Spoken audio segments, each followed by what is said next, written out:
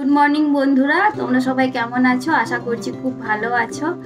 আর আমি অনন্যা চলে এসেছি আবার তোমাদের সামনে একটা নতুন রেসিপি নিয়ে। যদিও এই রেসিপিটা নতুন নয়, বাঙালি ঘরে প্রায়ই হয়ে থাকে, তাও আমি চেষ্টা করব আমি কিভাবে এই রান্নাটা করি সেটা তোমাদের সাথে শেয়ার করার জন্য। আর তোমরা এখন দেখছো কানেক্ট টু মিমসি ব্লগ। তো চলো দেখে নিই আজকে আমি কি রান্না বা কি রেসিপি তোমাদের সাথে শেয়ার করছি। এই হচ্ছে আমার আজকে রান্নার উপকরণ। এখানে আমি করলা নিয়েছি মূলো, সজনে ডাঁটা, আলু আর বেগুন আর পেঁপে নিয়েছি, কাঁচা পেঁপে। তো এই রান্নাটাতে এখানে কিন্তু রাঙা আলু তোমরা ইউজ করতে পারো, যেহেতু আমার কাছে আজকে রাঙা আলু ছিল না, সেই জন্য আমি এখানে কিন্তু এরকম নর্মাল আলু নিয়েছি। আর সাথে আমি এখানে কিন্তু কলাও নিয়েছি। কলাগুলোকে কেটে একটু হলুদ জলে আমি ভিজিয়ে রেখেছিলাম। আর তার সাথে নিয়েছি এই যে একটা মশলা তৈরি করব সেটা। তো এই সমস্ত উপকরণ দেখে তোমরা তো বুঝেই গেছো কি রান্না করছি আমি। হ্যাঁ, ঠিকই ধরেছো বন্ধুরা, আমি আজকে শুক্তো রান্না করব। একদম ভোজবাড়ি স্টাইলে শুক্তো আমি রান্না করে দেখাবো তোমাদেরকে, কি কম উপকরণে কিভাবে তোমরা বাড়িতেই ভোজবাড়ি স্টাইলে শুক্তো রান্না করতে পারো। তো এখানে যে এটা নিয়েছি, এটা পোস্ত, সর্ষে, এটা হচ্ছে রাঁধুনি আর মৌরি আর শুকনো লঙ্কা, এইটাকে পেস্ট করে নেবো। এটাকে আলাদা আলাদা একটু পেস্ট করতে হয়, কিন্তু আমি এই সমস্ত কিছু উপকরণ একসাথে পেস্ট করে নেবো। বন্ধুরা, আমি এখানে কড়াইটাকে গরম হতে দিয়েছি। কড়াইটা একটু গরম হয়ে গেলে আমি এই মশলাগুলোকে একটু ফ্রাই করে নেবো। আর এর সাথে কিন্তু আমি আরও দুটো সিক্রেট জিনিস কিন্তু মেশাবো। তো ওই দুটো জিনিস কিন্তু ভোজবাড়িতে শুক্তোতে দেয়, তো আমিও আজকে কিন্তু ওই জিনিসটা মেশাবো। তো কি মেশাচ্ছি সেটা দেখতে হলে ভিডিওটাকে কিন্তু স্কিপ না করে তোমাদেরকে দেখতে হবে। তো আমার কড়াই গরম হয়ে গেছে, আর আমি কড়াইয়ের মধ্যে এগুলোকে ঢেলে দিলাম। এরপর হালকা হাতে একটু নাড়াচাড়া করে নেবো।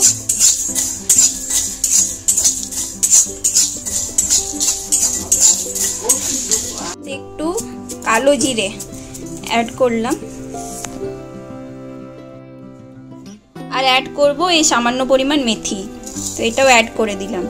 আর ওই মশলাটা কিন্তু হাফ ফ্রাই হয়েছিল, তারপর আমি এই দুটো জিনিস অ্যাড করলাম। এবারে এইটাকে একটু ভালো করে একটু ফ্রাই করে নেবো, ড্রাই রোস্ট যেটাকে বলে সেই জিনিসটা করব।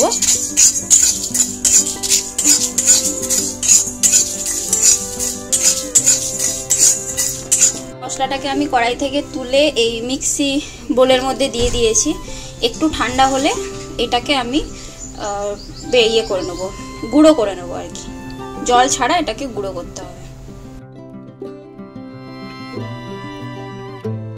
এখানে কিন্তু আমি কড়াইটা গরম হতে দিয়েছিলাম। এরপর কড়াইয়ের মধ্যে আমি তেলটা দিয়ে দিলাম। তেল দেওয়ার পর তেলটা একটু গরম হলে আমি ফার্স্টে এখানে কিন্তু বড়িগুলোকে আগে ভেজে নেব। নিয়েছে, তেলটাও গরম হয়ে গেছে, আর এই বড়িটাকে দিয়ে দিলাম তেলে।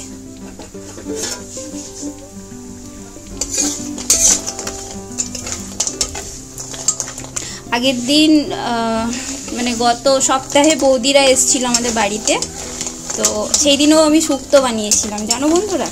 কিন্তু না, সেই দিন এতটাই তাড়াহুড়ো হয়ে গেছিলো, আমি শুক্তোতে বড়ি দিতেই ভুলে গেছি। এই জন্য আজকে ফার্স্টেই আমি আগে বড়িটাকে ভেজে নিলাম, কারণ শুক্তো তো বড়ি ছাড়া ভালো লাগে না খেতে। আর এই বড়িটাকে একটু লাল লাল করে ভেজে নিতে হবে। আর এই বড়িগুলো দেখে বুঝতে পারছো, এগুলো কিন্তু আমার মায়ের হাতে দেওয়া বড়ি। এই দেখো, নিজের হাতে এই বড়িগুলো দিয়েছে। আর হ্যাঁ, খুন্তিটাকে ইগনোর করো, কারণ এর আগে শাক রান্না হয়েছে, তো সেই শাক লেগে আছে খুন্তিতে। আমার বড়িটা এখানে ভাজা হয়ে গেছে, আর এবার এই গরম তেলটার মধ্যে আমি বেগুনগুলোকে ভেজে নেব।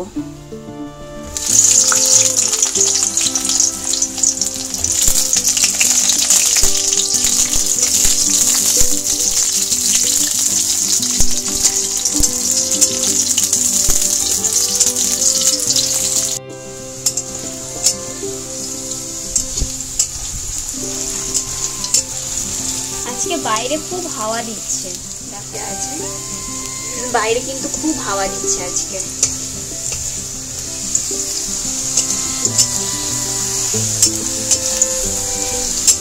আমার বেগুনগুলো মোটামুটি ভাজা হয়ে গেছে, বেগুনগুলোকে আমি তুলে নেবো। এবার এই করলাগুলো দিয়ে দেবো।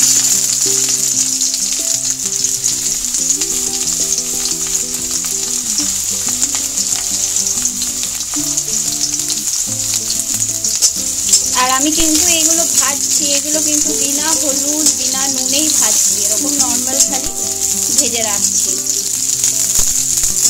এই করলাটাকে একটু ভেজে নেব।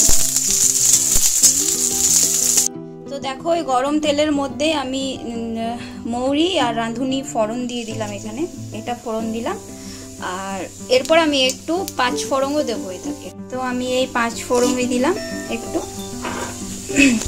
একবার 5 ফোড়ন তেলের মধ্যে ফোড়ন দিয়ে শুক্তো বানিয়ে দেখবেন, খেতে কিন্তু অসাধারণ হয়।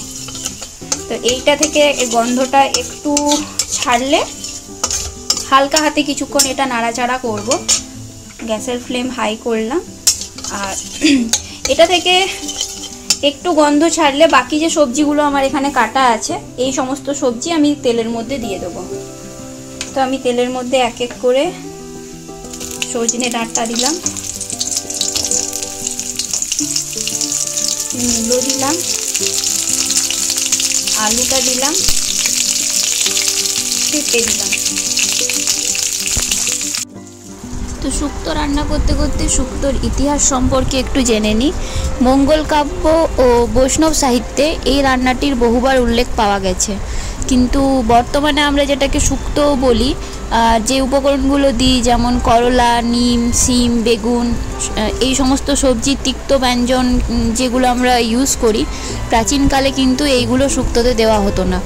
তখন কিন্তু শুক্তো রান্না করা হতো বেগুন, কাঁচা কুমড়ো, কাঁচকলা, মোচা, এই সমস্ত সবজি দিয়ে। আর এই সবজিগুলির গুঁড়ো বা বাটা মশলা করে কিন্তু শুক্তোটা রান্না করা হতো। তারপর যখন শুক্তোটা রান্না হতো, হিং, জিরা ও মেথি দিয়ে সেটাকে সাঁতলে নামিয়ে দেওয়া হতো। আর চৈতন্য চরিতামৃততে বলা হয়েছে শুকুতা বা শুক্তা ছিল এক ধরনের শুকনো পাতা, এটি ছিল আমনাশক। আর সম্ভবত এই শুকনো তিতো পাট পাতা ছিল। আর রাঘব পণ্ডিত মহাপ্রভুর জন্য নীলাচলে যে সমস্ত জিনিস নিয়ে গেছিলেন তার মধ্যে কিন্তু এই শুক্তো ছিল।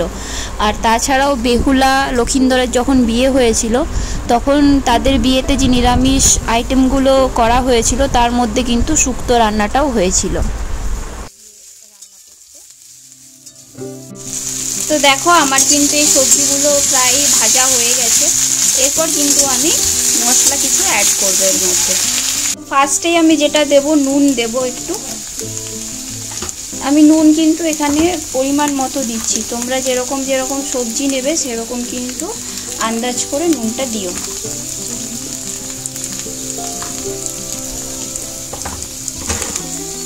নুনের পর একটু ধনে গুঁড়ি দেব,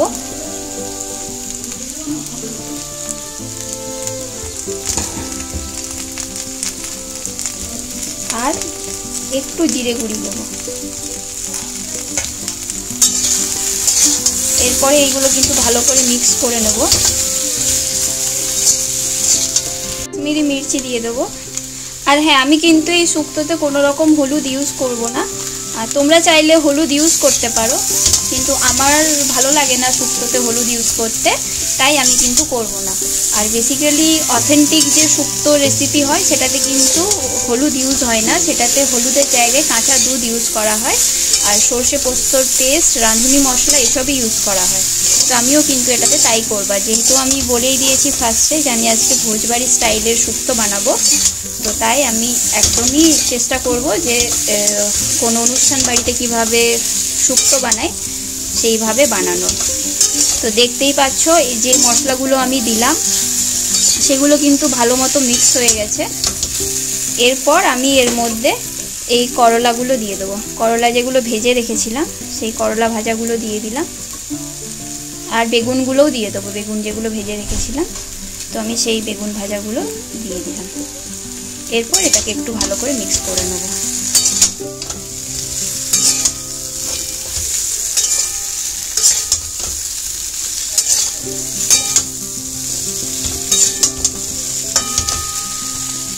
সবজিগুলো আমার ভাজা হয়ে গেছে। আর আমি কিন্তু এখনো পর্যন্ত যে মশলাটা বানালাম সেই মশলাটা কিন্তু কোনো রকম আমি অ্যাড করিনি এখনও, কিন্তু তার মধ্যেই এই যে সবজিগুলো যে ভাজছি না এর মধ্যে থেকে অলরেডি একটা শুক্তোর যে একটা ফ্লেভারের একটা যে গন্ধ আসে সেই গন্ধটা কিন্তু আসতে শুরু করেছে। এটা যদি আমি তোমাদেরকে মানে দেখাতে পারতাম, লাইভ যদি দেখাতে পারতাম খুব ভালো লাগতো আমার, কিন্তু যাই হোক যতটুকু পারছি দেখানোর চেষ্টা করছি, শেয়ার করছি।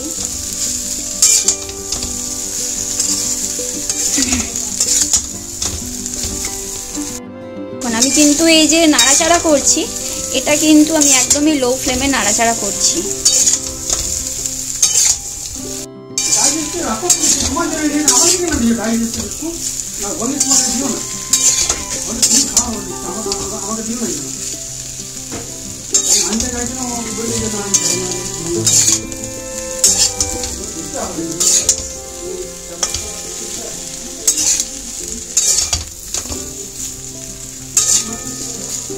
আমি কাপে করে কাঁচা দুধ নিয়ে নিয়েছি, এই যে এরকম কাপটা আমি হাফ কাপের থেকে একটু বেশি দুধ নিয়েছি। দুধটা আমি শুক্তোর মধ্যে ঢেলে দেবো।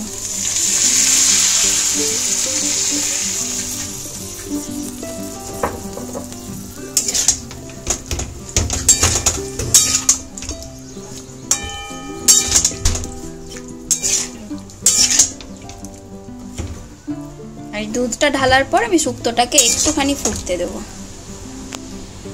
এটাকে কিন্তু কিছুক্ষণ আমি ফুটতে দিয়ে দেবো।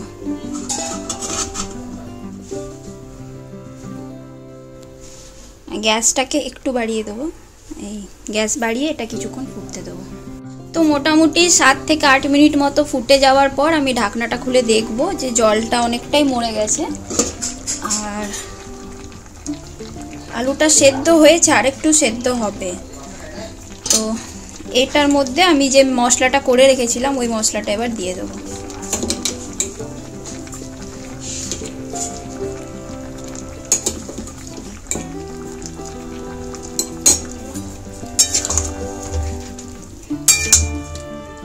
তো মশলাটা দিয়ে একটু নাড়াচাড়া করলাম।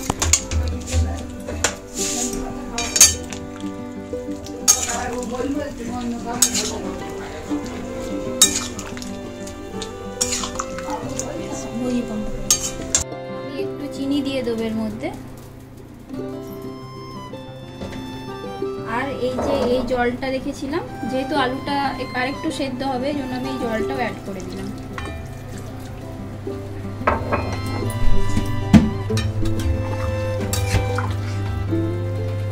আমি কিন্তু এই শুক্তোটাতে হলুদ দিইনি, একটুও হলুদ দিইনি। কালারটা কিন্তু ওই মশলাটা দেওয়ার পর এটা কিন্তু অটোমেটিক এই রংটা চলে আসে।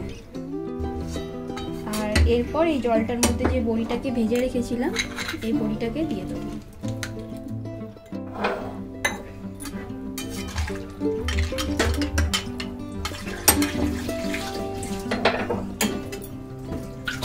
বড়িটা দিয়ে কিছুক্ষণ ঢাকনা দিয়ে রেখে দেবো, আর একটু ফুটে গেলে তারপর নামিয়ে নেবো, তাহলে শুক্তো রেডি। তো আমার কিন্তু প্রায় 12 মিনিট মতো আমি এটাকে ফুটতে দিয়েছিলাম। তো আমার কিন্তু এটা হয়ে গেছে, এই দেখতে পাচ্ছ কি সুন্দর একটা কালার এসছে। তো এটাকে আমি একটা পাত্রে এবার ঢেলে নেব। তো আমার শুক্তো কিন্তু রেডি। তো এরকম আরও অথেন্টিক বেঙ্গলি রেসিপি পেতে আমার চ্যানেলটাকে সাবস্ক্রাইব করে দাও। আমি মাঝে মাঝে একটা দুটো রেসিপি এখানেই চ্যানেলে শেয়ার করি। আর তাছাড়া তোমরা আমার ডেইলি ভ্লগ দেখতে পাবে, ট্রাভেল ভ্লগ দেখতে পাবে আমার চ্যানেলে। আর ভালো লাগলে একটা লাইক, একটা কমেন্ট আর একটা শেয়ার করে দিও। একটু টেস্ট করে দেখবো এবার। গরম আছে, গরম। তো এই হচ্ছে, একটু টেস্ট করে দেখবো কেমন।